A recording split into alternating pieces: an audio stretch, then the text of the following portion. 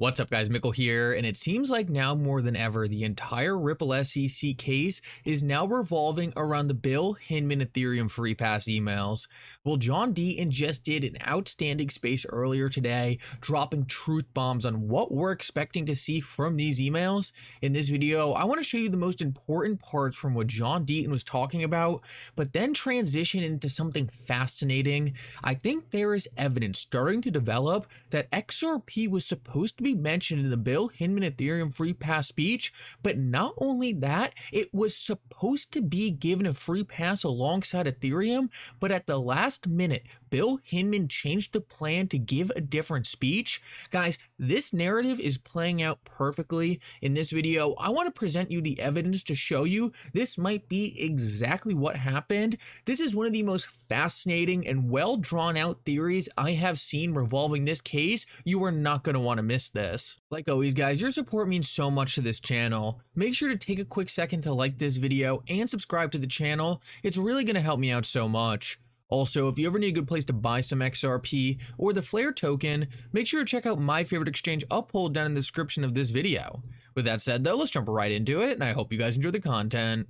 So I want to start this video off and actually show you a clip from John Deaton's live stream earlier today. And the reason I want to do that is because he does an outstanding job of breaking down what's happening with the Bill Hinman Ethereum free pass documents in very technical terms. Now, I'm going to go back and break it down a little more simply because honestly, it's really hard to track if you haven't been following these things extremely closely. So first, I just want to play you the clip, but don't worry, afterwards, I'm going to break it down. I'm going to make it super simple and then show you why I think XRP was supposed to be mentioned in the free pass speech, but Bill Hinman ultimately substituted to an earlier version of the speech to give Ethereum a monopoly on the market. Guys, first listen up to this and then we'll break it down. We're going to talk about the Hinman documents first and what to be expected, because there's just a lot of confusion about what's going on.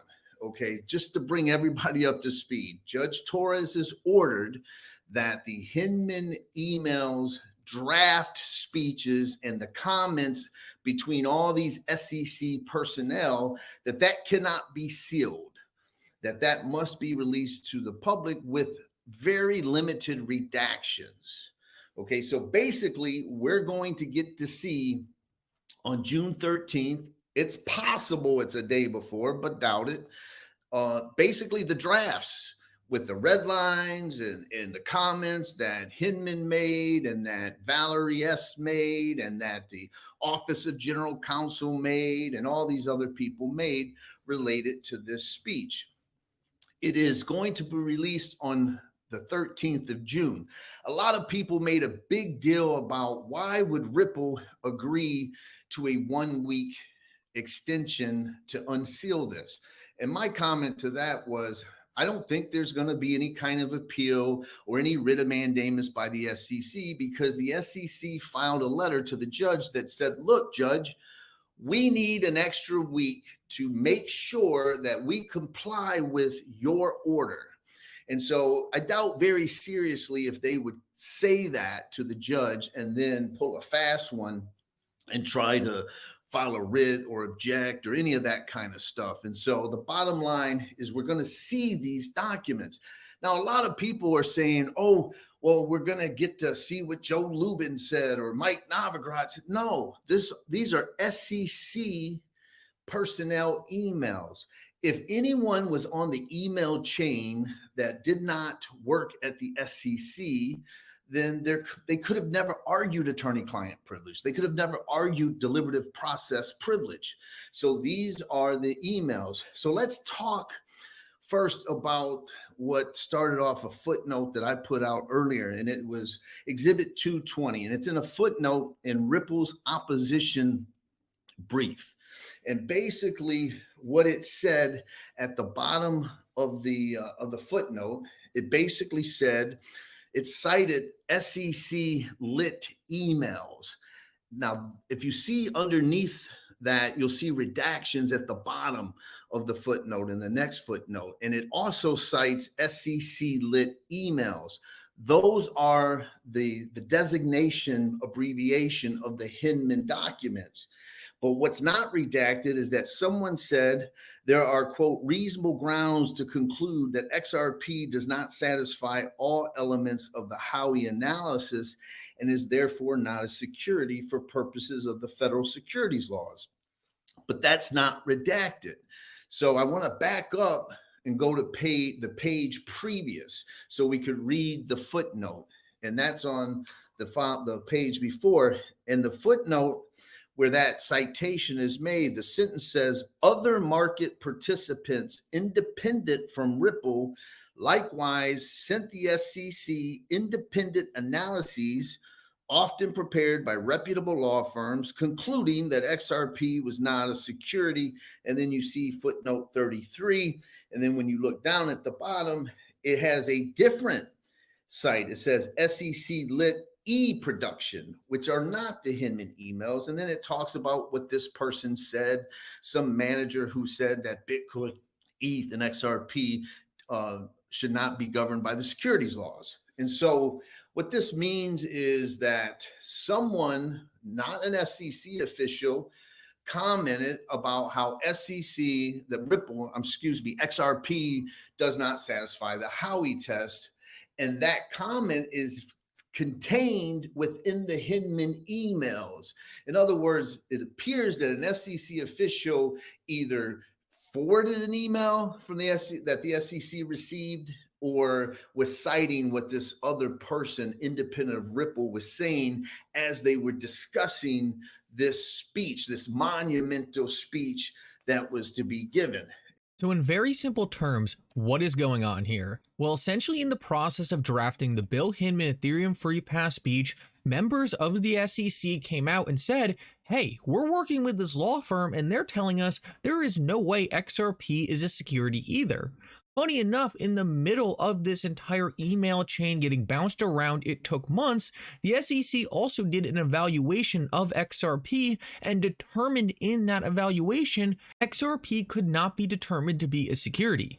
Now, we never got to see that evaluation, but the fact of the matter is, and John Deaton talks about it in this video later on, if the SEC did determine XRP was a security in that memo, they would have been forced to take a direct action against Ripple and file an injunction to force Ripple to stop using XRP. But the fact of the matter is they ended up not doing that because their memo never determined for certain that XRP could be a security.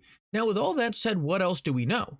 Well, we do know that Bill Hinman actually didn't give the final version of the speech, and this is something that came up in this case. So what did Bill Hinman do? Well, Bill Hinman actually reverted to an earlier version of the speech. That doesn't really make sense. Think of every single time you have worked on a collaborative piece of work. You and your partners work on the work, and ultimately you publish the final version. How many times have you worked forever on a copy of a paper, a project, and then said, okay, let's go back to version 13 when you're on version 50? It never happens. And not only does it never happen, but it was directly admitted in this speech that Bill Hinman did not give the speech the SEC wanted him to, so it is clear-cut evidence that Bill Hinman purposely gave the wrong version of the speech for his own reasons. So what is going on here? Well, the first weird thing we know is that XRP was directly talked about in the process of drafting this speech. The other thing we know is some of the lawyers at the SEC clearly didn't think XRP was a security. That came up not only in the drafting of the speech, but it also came up in a memo where the SEC tried to decide unilaterally, is XRP a security? And they could not determine it was. So right here, we already have some very interesting facts that makes me think, hey, maybe XRP was supposed to be mentioned in that speech, but it gets even crazier than that. Take a look at this, and this was also found by Stephen Hubert. I mean, he has done an absolutely outstanding job throughout this entire case. I cannot believe the things he has found, but take a look at this. Ripple was actually invited to the speech to the Yahoo Summit where Bill Hinman gave Ethereum a free pass. Now, couple that with the fact that members of the SEC were talking about XRP during the drafting process, couple that with the fact that members of the SEC were saying XRP wasn't a security, and couple that with the fact that Bill Hinman didn't give the final version of the speech. My conspiracy theory of what happened is that Bill Hinman was supposed to give a speech that had XRP in it. Ultimately, people like Joe Lubin, other people of the Ethereum Foundation got in his ear and said, no, Bill, you have to give an earlier version of the draft. You need to give Ethereum clarity over XRP so we can get a front run on this market. Ultimately, what Bill Hinman did is he reverted to an earlier version of the speech that didn't give XRP clarity. He was supposed to give a later version of the speech, but he didn't, and that was directly stated in this case. He made the wrong version public to give Ethereum a head start on the rest of the market, and I have a feeling if these emails, if these memos do get released to the public, which honestly, I don't think they're gonna because of stuff like this, I think we are going to see this exact thing. This is exactly what happened. And I just think it's fascinating that we were able to find all this evidence, sew it together to paint a picture of what really happened behind the scenes. Ultimately, if this is what happened, we will find out on June 13th, like John Deaton said. My prediction is we're not going to see these documents, but who knows? Hopefully I'm wrong because I would love to see what really happened. Anyway, guys, thank you so much for coming. I hope you enjoyed this update. If you did, make sure to like and subscribe. It really does mean so much. And for now, Mickle out.